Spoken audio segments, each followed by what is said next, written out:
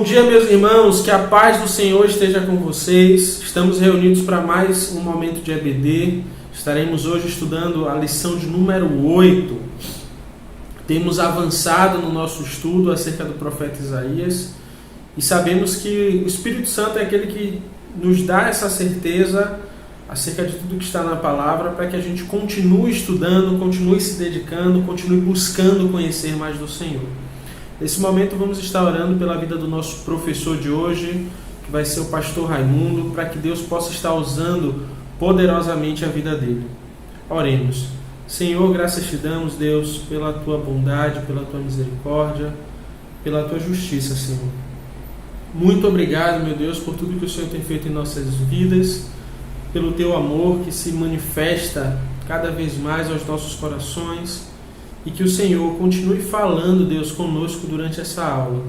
Usa a vida do teu filho, Deus, nesse momento, para que ele possa estar ensinando da melhor forma possível, que ele possa estar falando aquilo que o Espírito Santo de Deus colocar no coração dele. Continua, Senhor, conosco.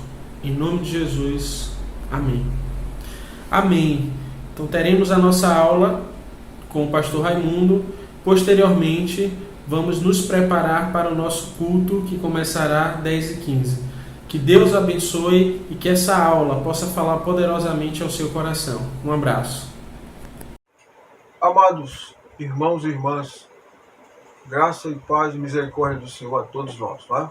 Vamos começar mais uma aula neste domingo, desta EBD, e tem a lição por título Deus, proteção e bênção de Deus ao seu povo. Proteção e bênção de Deus ao seu povo. Os textos propostos são Isaías 45, Isaías 43 a 45. Inclusive é o texto áudio também. Então nós vamos analisar esses capítulos aqui dentro do tempo que nos foi proposto. É um texto muito rico. E nós diríamos o seguinte, vamos começar pelo capítulo 43 do profeta Isaías. Vamos intitular da seguinte maneira: Yahvé, o resgatador de Israel. Isaías 43. Yahvé, o resgatador de Israel. Yahvé é o nome de Deus no Antigo Testamento, um dos nomes de Deus no Antigo Testamento. Quer dizer, o Eterno, o Soberano. Muito bem.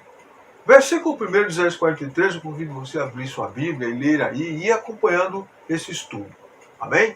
Diz assim, versículo 1 de Isaías 43. Deus, colocamos o seguinte tema, Deus é o Criador, formador e salvador do seu povo.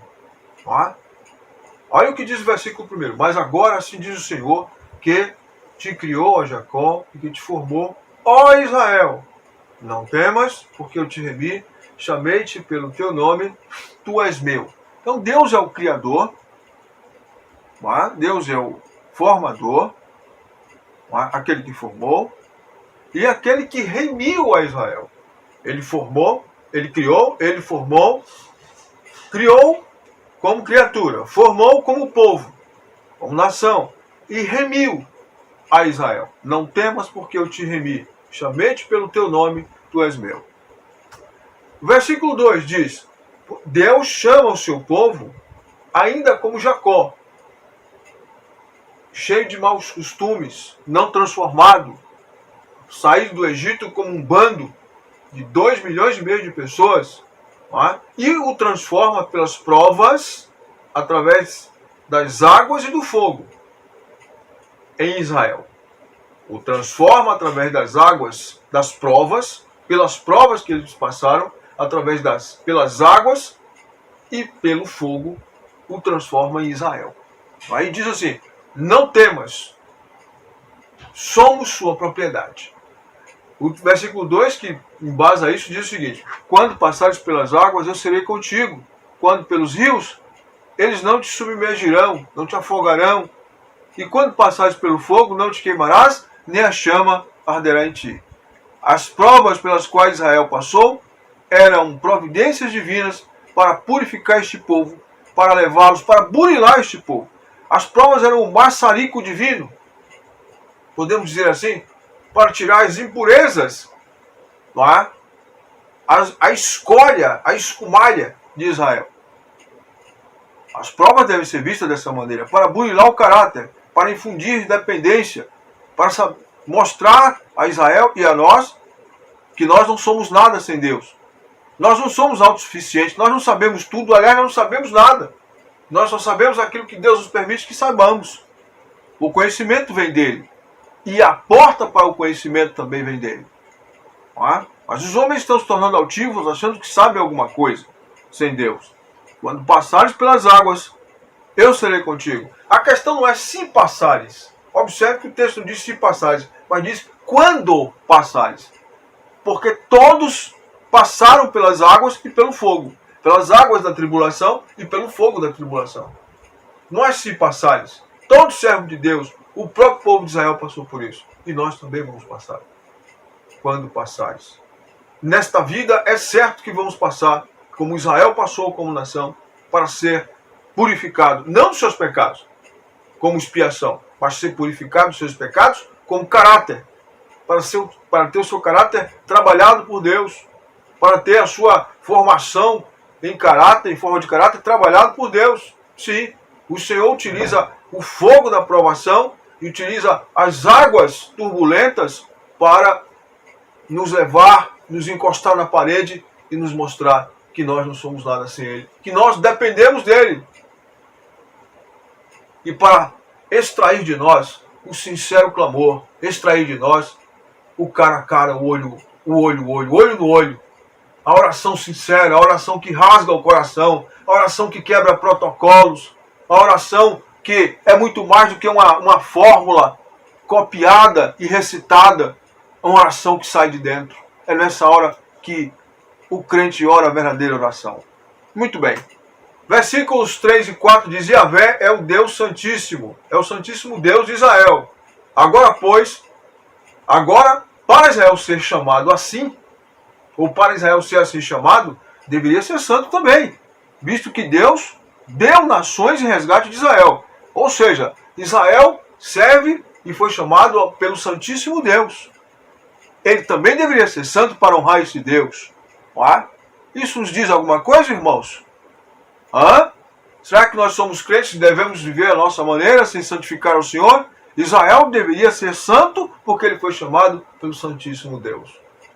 Esta é a santa vocação que foi dada a Israel. E o profeta Isaías fala sobre isso. Veja o que diz o texto. Isaías 43, 3 e 4 diz: Porque eu sou o Senhor, teu Deus, o Santo de Israel, o teu Salvador. Deu o Egito por resgate, a Etiópia e Sebá por ti. Visto que foste precioso aos meus olhos, digno de honra, eu te amei, e darei homens por ti e os povos pela tua vida.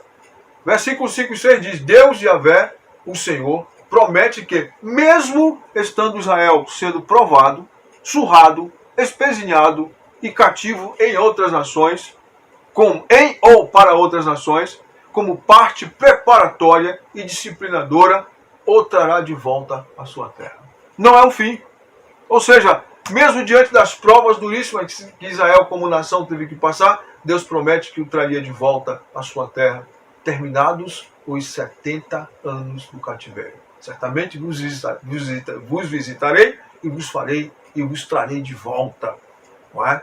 Sim. E aí Israel oraria aquela oração sincera, né? Buscar-me-eis e me achareis quando me buscardes de todo o vosso coração. Irmãos, de todo o vosso coração. Nós precisamos chegar diante de Deus e pedir: Senhor, precisamos orar desta maneira, porque Deus nos leva a esses momentos. Israel foi levado a esses momentos através da fornalha da aflição. Ele foi levado através das águas caudalosas, das ondas tumultuosas que vieram e deram-lhe até o pescoço. Não temas, versículo 5, porque eu sou contigo. Trarei a tua descendência do Oriente, desde o Oriente, e a juntarei desde o Ocidente. Deus está dizendo que os traria mesmo, estando eles no cativeiro. Antes de acontecer. Isaías profetizou isso 100 anos antes de acontecer o cativeiro babilônico. Direi ao norte: entrega ou dá, e ao sul não retenhas. Trazei meus filhos de longe e as minhas filhas das extremidades na terra. Deus é o soberano. A todos os que são chamados pelo meu nome e os que criei para a minha glória e que formei e fiz, trazei o povo que ainda que tem olhos é cego e surdo ainda que tem ouvidos. Que coisa, né? O versículo 8 diz: o povo de Deus, mesmo com tantas inequívocas bênçãos e provas do amor de Deus, ainda assim não enxerga os inúmeros benefícios feitos pelo Senhor. Por isso que o versículo diz: trazer o povo que tem olhos, mas não enxerga. E embora tenha ouvidos, só escuta e não ouve a voz de Deus. Tá? É assim hoje também, irmãos. Tá? Nós não vemos os benefícios diários, os milagres diários que Deus nos apresenta. Que coisa triste, não é? Além dos milagres, das bênçãos do seio da madre, as bênçãos celestiais, as bênçãos da salvação, as bênçãos de acordar, não é, irmãos? As bênçãos de andar, as bênçãos de ter os órgãos funcionando. Isso não é por acaso, isso é um Deus, isso é providência de Deus, é um Deus cuidadoso, um Deus zeloso que cuida de nós e que nos mantém vivos para a sua glória e para os seus santos, retos e firmes propósitos. E diz mais: vós sois as minhas testemunhas, diz o Senhor, o meu servo a quem escolhi, para que os saibais e me criais e entendais que eu sou o mesmo, e que antes de mim nenhum Deus se formou, e que depois de mim nenhum Deus haverá. Deus diz a Israel: eu sou o único Deus, vocês são minhas testemunhas. Deus comissiona o seu povo como testemunhas. Ah? Versículos de 11 a 13 diz: Yahvé é o único Deus soberano. O único Deus soberano. Não é? A obra de salvação não é um acaso ou um talvez. Ele possui poderes plenos e totais e ele é invencível. Sua potente mão dirige a história. Aleluia. Sua potente mão dirige a história. Aleluia. Louvado seja Deus. Olha o que diz o versículo 11. Eu, o Senhor, eu sou o Senhor. Eu sou o Senhor e fora de mim não há Salvador. Versículo 12. Eu anunciei a salvação, realizei-a e fiz ouvir. Deus anunciou e ele a realizou através de Cristo, seu Filho, enviado por ele, e a fez ouvir através da pregação, através do Espírito Santo dos seus servos. Ah? E mais, Deus estranho não houve entre vós, pois vós sois as minhas testemunhas, diz o Senhor, eu sou o Senhor. Eu sou Deus. Antes que houvesse dias, eu sou. Antes que houvesse dia, eu sou. E ninguém há que possa se livrar das minhas mãos. Agindo eu, quem impedirá? Yahvé mostra a sua onipotência. Mostra que ele tem controles e poderes plenos de toda a situação, em todos os tempos, em todas as épocas e em toda a história. E ele diz isso ao seu povo. Deus Yahvé, Cristo, Santo, Criador e Rei, Autor de nossa salvação. Ele é o caminho no deserto, a luz na densa escuridão, a ponte sobre o precipício, sobre o abismo. Aleluia. Assim diz o Senhor, versículo 14, o que vos redime, o Santo de Israel, por amor de vós, enviarei inimigos contra a Babilônia, e os de lá, e a todos os de lá farei embarcar como fugitivos, isto é, os caldeus, nos navios com os quais se vangloriavam. Versículo 15, eu sou o Senhor, o vosso santo, o Criador de Israel, o vosso rei. Que coisa maravilhosa. Diz mais, o versículos 16 e 17 diz que o Senhor, assim diz o Senhor, o que outrora preparou um caminho no mar e nas ondas impetuosas uma vereda. Falando sobre a passagem do povo de Israel no Mar Vermelho, o milagre que Deus operou, abrindo o mar e as águas foram quais muro, à direita e à esquerda, e o povo passou a pé enxuto pelos abismos das águas. Não é?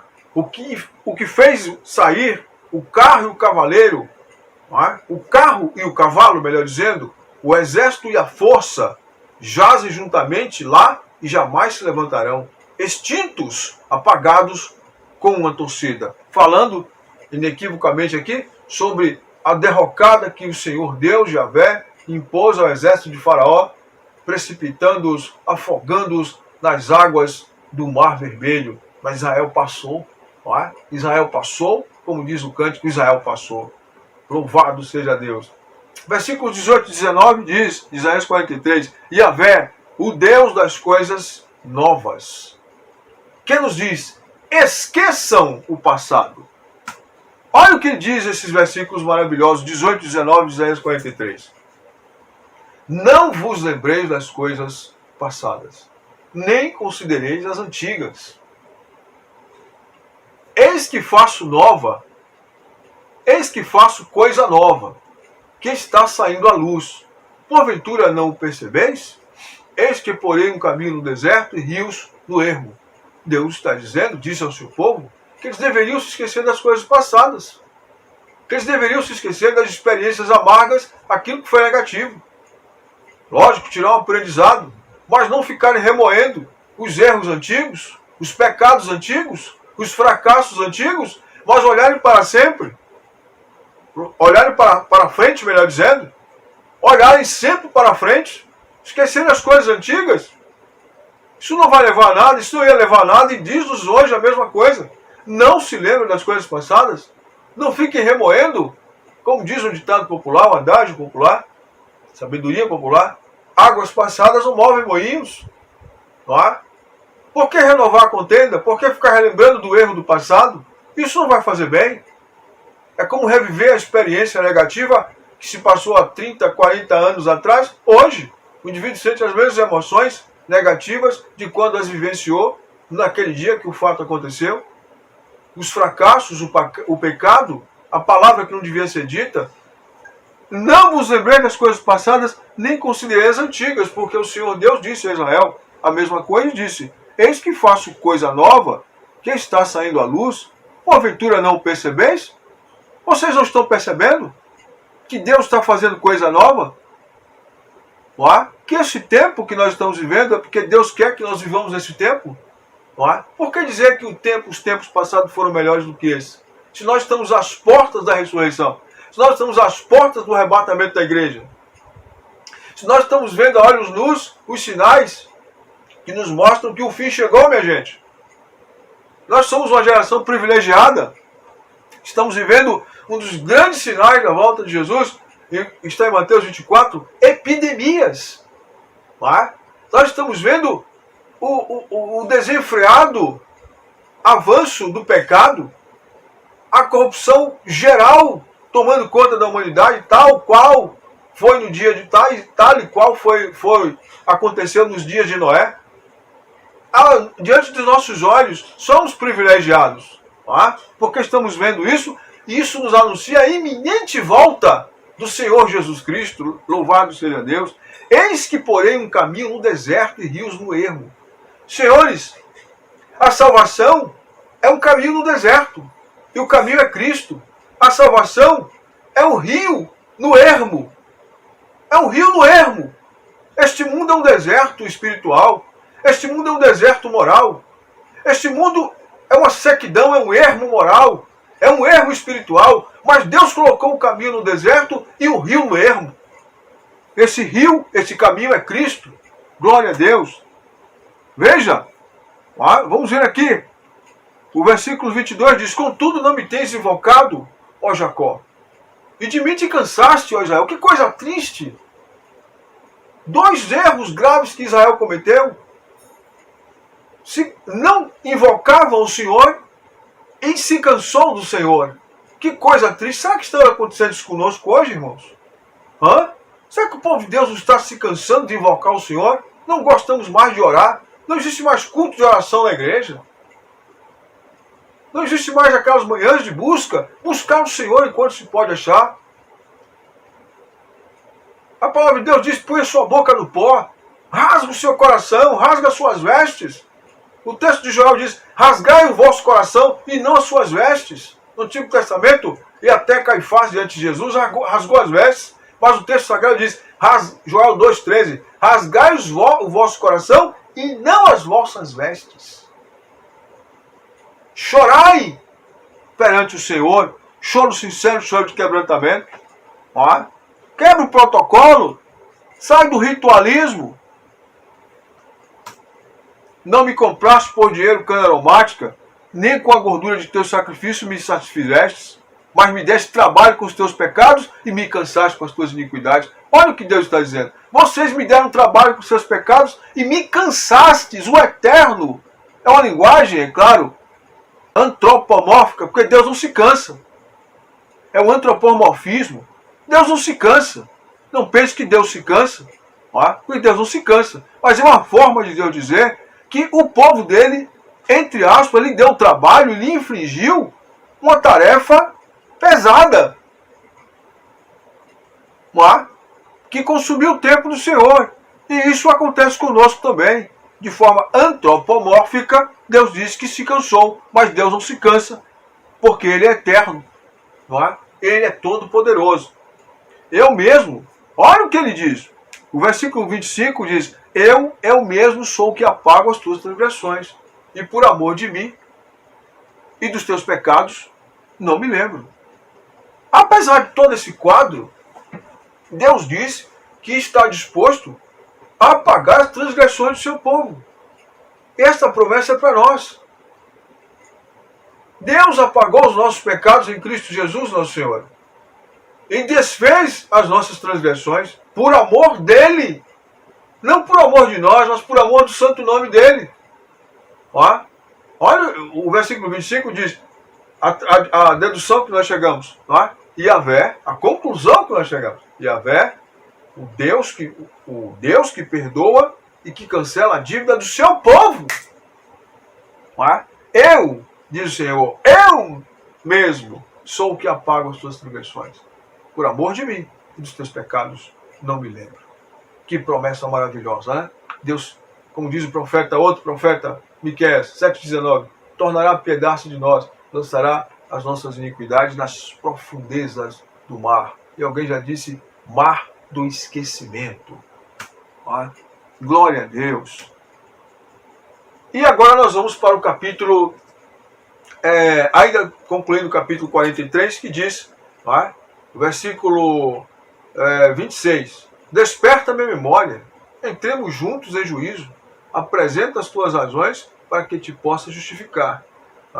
Teu primeiro pai pecou, os teus pais prevaricaram contra mim, pelo que profanarei os príncipes do teu santuário, entregarei Jacó à destruição, Israel ao próprio.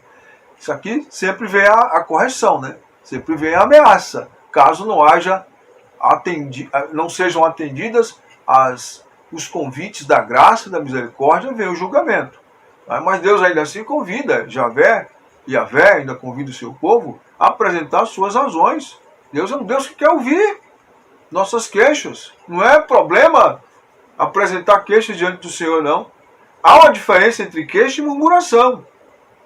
Queixa é dizer o quanto a vida é difícil. É dizer o quanto é difícil obedecer ao Senhor, devido às nossas fraquezas, devido às nossas limitações, devido à luta que temos diária contra a nossa própria natureza, porque o nosso primeiro inimigo somos nós mesmos, a nossa própria natureza, que está dentro de nós, que quer fazer aquilo que não agrada a Deus, que quer tomar uma direção contrária àquela que Deus quer que nós venhamos aí. Então temos que falar do fardo.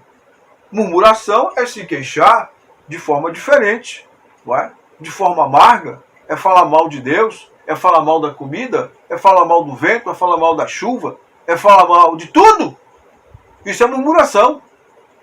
É duvidar da potencialidade, do poder de Deus para nos ajudar, é duvidar do amor de Deus, é duvidar da intenção ou das intenções do Senhor para conosco.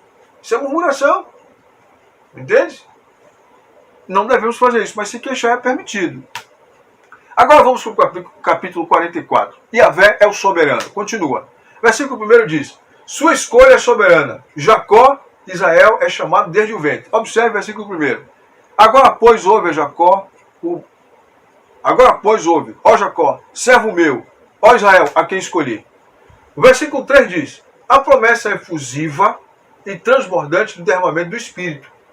O versículo 3 já tem essa promessa maravilhosa aqui. Ele promete derramar água sobre a terra seca, sobre o sedento e sobre a posteridade e sobre a nossa descendência. Preste muita atenção. Assim diz o Senhor que te criou e que te formou desde o ventre e que te ajuda. Não temas, ó Jacó, servo meu. Ó amado, a quem escolhi?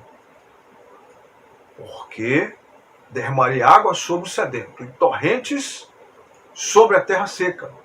Derramarei o meu espírito sobre a tua posteridade e a minha bênção sobre os teus descendentes.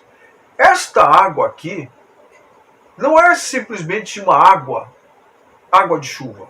Não é esta água que Deus está falando aqui. É uma metáfora que Deus está utilizando. Aliás, é uma das metáforas que fazem alusão ao Espírito de Deus, é a água. Porque derramarei água sobre o sedento. Observe. Sobre a terra seca. E derramarei o meu espírito sobre a tua posteridade. E a minha bênção sobre os teus descendentes. Veja. Por quê? Por quê que Deus diz que vai derramar água sobre a terra seca, sobre o sedento, sobre a posteridade? Porque é um terreno que está pronto para receber esse derramamento. Esse derramamento foi providencialmente feito pelo Senhor no dia de Pentecostes, quando ele derramou o Espírito. Era uma promessa, mais uma promessa feita por Deus, só que desta vez no livro de Isaías, que ele derramaria o seu Espírito sobre a nossa descendência e a nossa posteridade. Mas essa descendência tem que ser uma terra seca. Lógico, se derrama chuva sobre a terra seca, a terra que está precisando. E outra característica, a terra sobre o sedento.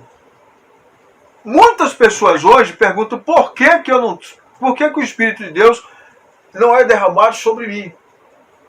Na verdade, ele já foi derramado. Mas por que ele não abunda na minha vida? Por que a sua presença não é efusiva? Porque você não tem sede. Você não tem sede. Nós muitas vezes não temos sede, não somos essa terra seca. Existe algo positivo e negativo em ser uma terra seca. Primeiro, ser uma terra seca significa que você está sem a presença de Deus. Você está precisando de chuva. Mas você pode ser uma terra seca tendo a presença de Deus e estar passando por um período de estiagem como prova providenciada pelo Senhor.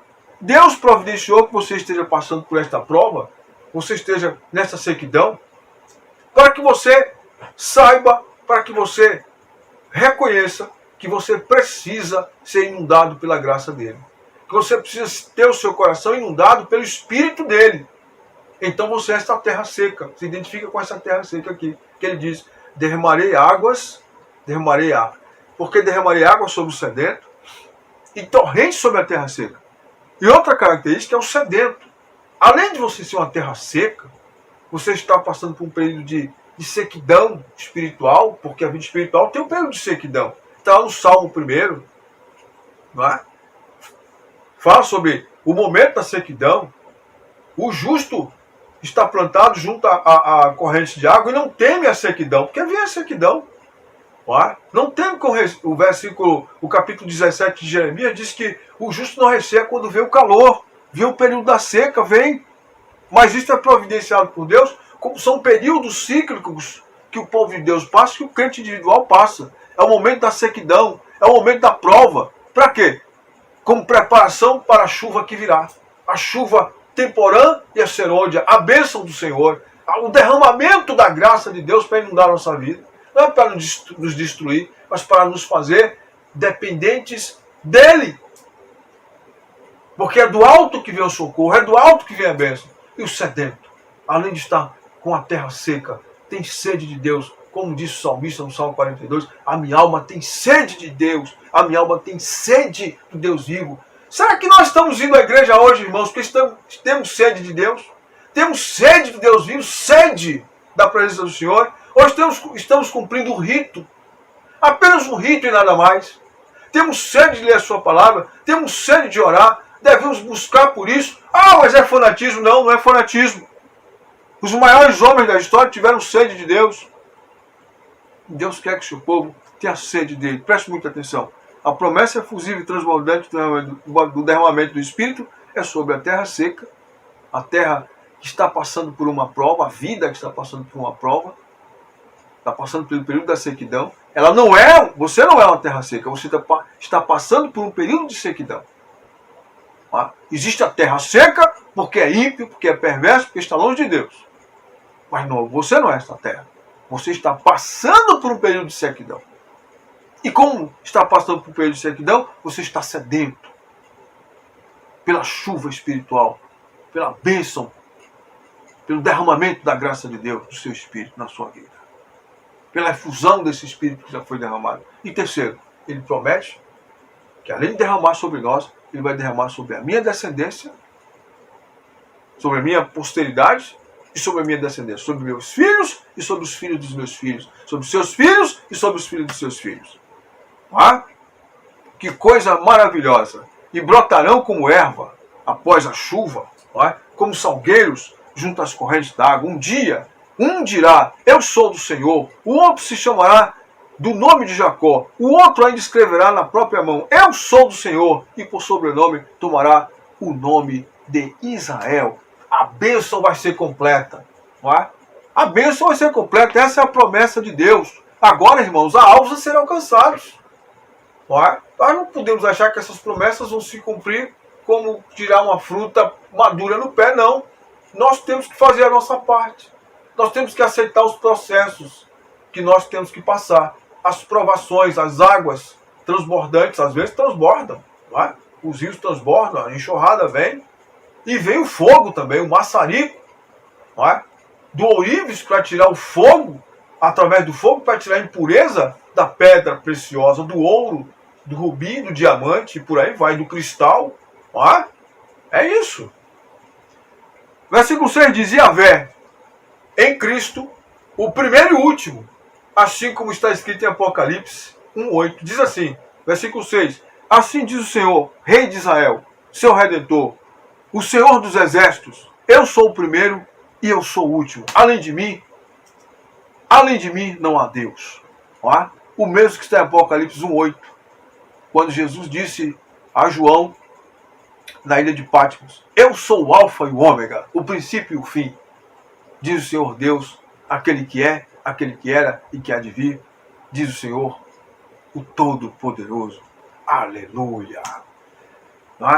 E o versículo 7, ele continua dizendo, no capítulo 44, quem há como eu, feito predições desde que estabeleci o mais antigo povo, que eu declare e exponha perante mim, que anuncia essas coisas futuras, as coisas que ainda hão de vir? Não vos assombreis nem temais, acaso desde aquele tempo não vou-lo fiz ouvir, não vou-lo anunciei? Vamos adiantar um pouquinho aqui? Vós sois as minhas testemunhas. Há outro Deus além de mim?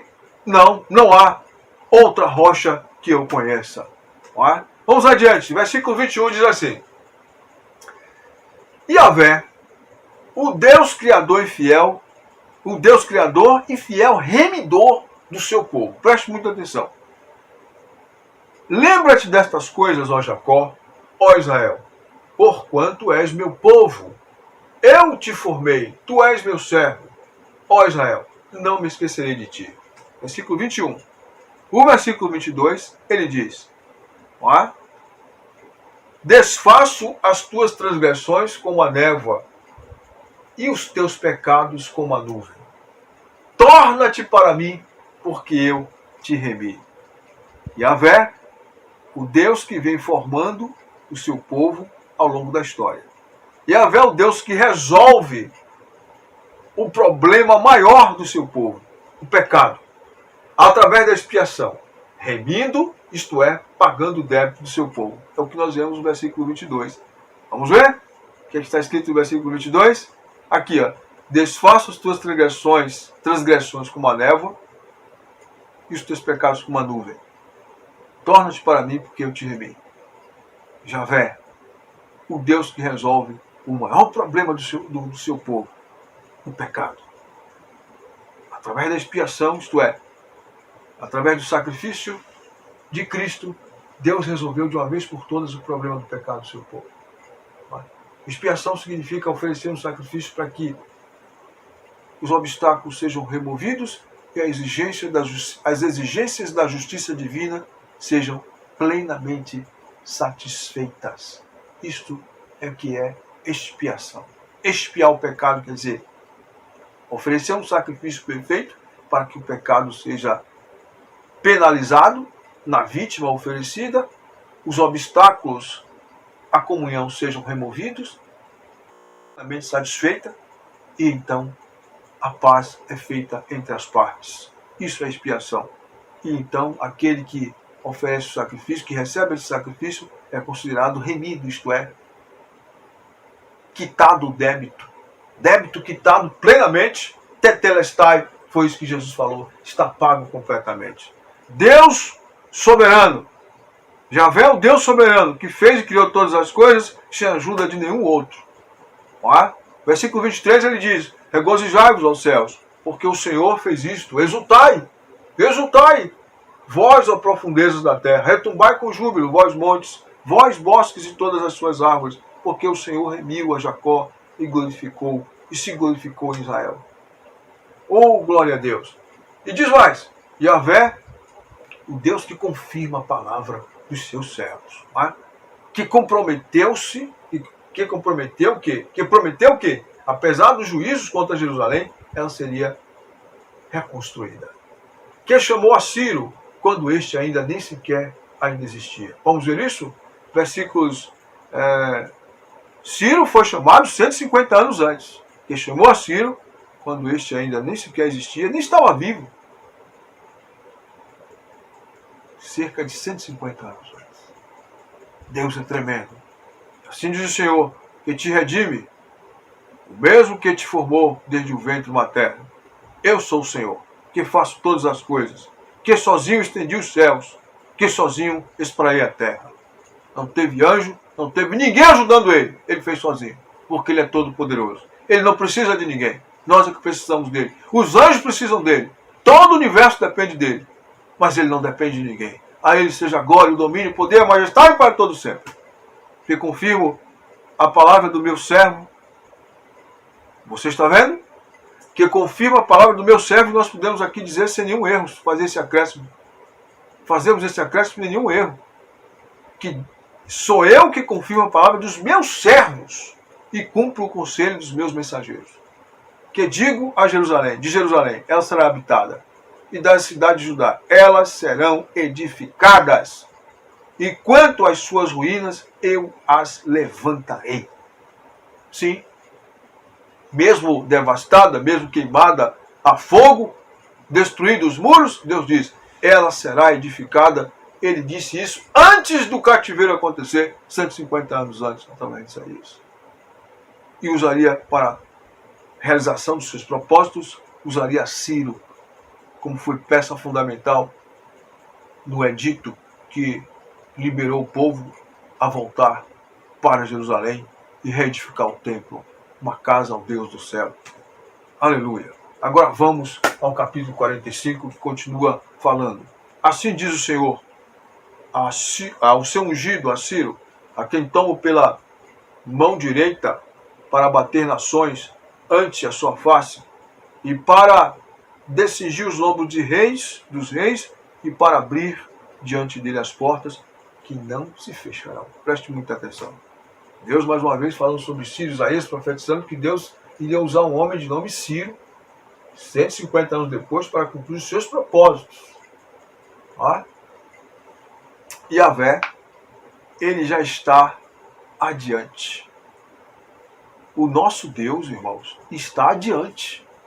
Veja, Javé é o Deus que é o Senhor e não há outro, versículo 5 e 6. Versículo 2 diz, Javé é o Deus que está adiante. E o outro tópico que vamos analisar em seguida diz, Javé, o Altíssimo que formou a luz e cria as trevas. Ele é o Senhor. Vamos ver isso? Versículo 2 diz, Javé é o Deus que está adiante. Não é? Olha o que diz o versículo 2. Eu irei adiante de ti, endireitarei os caminhos tortuosos, quebrarei as portas de bronze e despedaçarei as trancas de ferro. Dar-te-ei os tesouros escondidos e as riquezas encobertas, para que saibas que eu sou o Senhor, Deus de Israel, que te chama pelo teu nome. Deus está falando de Ciro, que ainda viria a existir 150 anos depois. Onisciência em ação, a onipotência, porque Deus chama as coisas que não são como se já fossem. Só Ele pode fazer isso. Ele está adiante, Ele já está no amanhã. Você não está, eu não estou. Meu irmão, Deus está lá na frente. Deus está nos anos que estão por vir. Deus já está em 2022, eu não estou, você não está, nem sabemos se vamos chegar, mas Ele já está. Mas se Ele permitir que nós cheguemos, Ele já estará. Ele já está lá. Ele já está no seu amanhã, no meu amanhã. Por que nós nos afligirmos tanto? Falta de fé. Falta de confiança, falta de firmeza, falta de conhecimento. Deus já está lá. Significa dizer que nós não devemos orar no momento de aflição? Não, não é isso que está dizendo. Significa dizer que primeiro, no dia da aflição, nós não devemos pensar que Deus não está lá, que Deus chegou atrasado, que Deus ainda vai chegar para nos ajudar. Não, Deus já está lá. Antes de nós, Deus já estava lá. Nós só precisamos clamar a Ele para que Ele se manifeste. Louvado seja Deus. Por amor do meu servo Jacó, Israel meu escolhido, eu te chamei pelo teu nome e te pus o sobrenome, ainda que não me conheça. Deus falando sobre Ciro. Eu sou o Senhor e não há outro. Preste muita atenção. Eu sou o Senhor e não há outro. Além de mim, não há Deus. Eu te cingirei ainda que tu não me conheças. Falando sobre Ciro. Eu vou usar você mesmo que você não conheça. Porque Deus é soberano. Ele usa quem quer, como Ele quer, quando Ele quiser. E quando Ele quer. Mesmo que o indivíduo não conheça, Deus usa. Eu te cingirei ainda que tu não me conheças. Que história é essa de pensar que Deus só usa crente? Não é? Deus usa o pecador também, porque Deus é soberano e não se contamina com ele. Procure saber disso. Procure entender isso. Deus é soberano. Deus é soberano. Deus é o soberano. Ele não é um soberano, Ele é o soberano. Não? Para que saiba até o nascente do sol e até o poente que além de mim nenhum Deus se formou. Eu sou o Senhor e não há outro. Observe. Eu formo a luz e crio as trevas. Faço a paz e crio o mal. Eu, o Senhor, faço todas as coisas. Sim. Como parte do plano eterno de Deus, não é? Como o mal teve a oportunidade de evidenciar-se e evidenciou-se, Deus então criou o mal. Criar quer dizer, dá oportunidade para que se evidencie, para que venha à tona, para que as intenções sejam reveladas, para que os propósitos sejam externados. E não foi assim na eternidade passada com os anjos, que eram santos e perfeitos, mas tiveram o livre-arbítrio para evidenciarem suas reais intenções para com o eterno, e ele já as sabia de antemão? Sim. Que ia acontecer a rebelião? Sim. E não foi assim com o homem no Éden? Deus, ao criá-lo, foi pego de surpresa, como que sendo surpreendido com a traição de Adão e Eva? Não, ele já sabia o que ia acontecer. Porque a Escritura Sagrada diz que Cristo foi morto e conhecido antes da fundação do mundo. Ora, muito antes do mundo ser fundado, e muito antes de Adão ser criado, e muito antes dos anjos existirem. Significa dizer que Deus já sabia de tudo, como sabe todas as coisas, de antemão, pela sua onisciência, pela sua presciência. E ele diz, eu formo a luz, sim, e crio as trevas. Eu permito que elas existam, tanto trevas físicas que foram criadas por ele, quanto trevas espirituais, porque os anjos maus não existiriam e não se tornariam anjos maus se Deus assim não o permitisse. Não significa dizer que ele quis, mas que ele permitiu. Não é? E a partir disso aí, Deus cria o mal. Por opção do ser humano, por escolha, Deus permite e cria o mal para o ser humano. Deus cria o mal para aqueles que querem o mal, para aqueles que optam pelo mal, para aqueles que desejam o mal, para aqueles que abraçam o mal, para aqueles que cultuam o mal. Sim. E cria as trevas para aqueles que querem as trevas. Deus não é o autor das trevas, porque ele é luz e não há trevas nenhuma. Mas quando diz que ele cria, quer dizer, ele evidencia, ele dá como pagamento trevas àquele que quer trevas. Não é?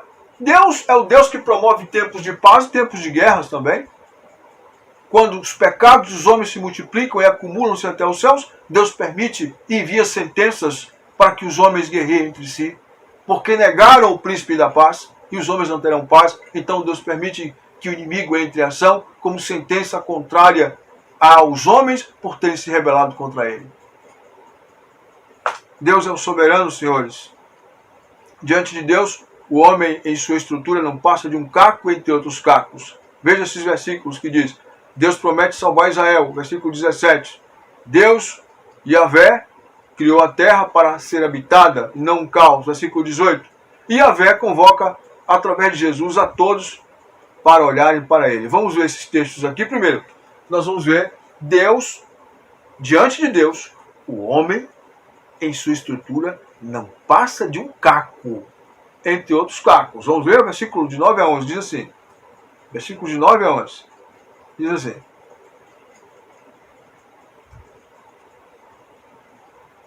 Destilai aos céus dessas alturas, e as nuvens chovam justiça.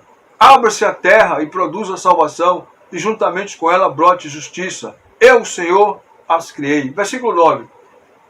Deus diz, o homem não passa, em sua estrutura, de um caco entre outros cacos. Olha o que o versículo 9 diz. Ai daquele que contende com o seu Criador. Ele não passa de um caco de barro entre outros cacos. Acaso dirá o barro ao que lhe dá forma que fazes? Ou a tua obra não tem alça? A tua obra não tem alça. Ai daquele que contende com o pai. Ai daquele que diz ao pai, por que geras? E à mulher, por que dás à luz? Está vendo?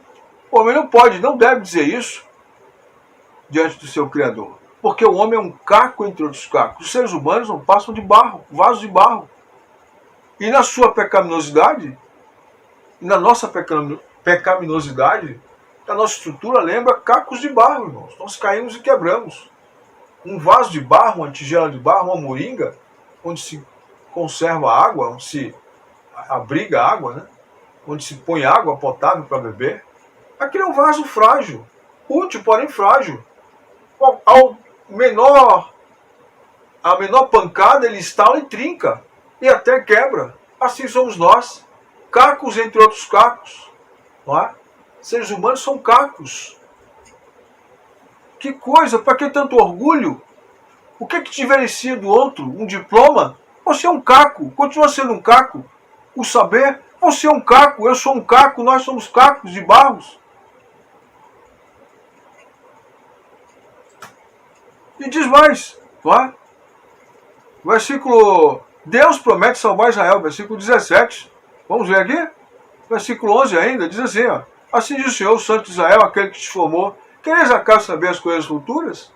Quereis das ordens acerca dos meus filhos e acerca das obras das minhas mãos? Eu fiz a terra e criei nela o homem. As minhas mãos estenderam os céus e a todos os seus exércitos das minhas ordens. Vocês querem saber as coisas futuras? Vocês querem saber mais do que eu? Aí Deus diz, eu criei o homem, criei a terra e nela coloquei o homem, e as minhas mãos estenderam os céus e a todos os seus exércitos das minhas ordens. É a este que devemos temer, é a este que devemos amar, é a este que devemos cultuar. E o versículo 17 diz, Israel, porém, será salvo pelo Senhor, com uma salvação eterna.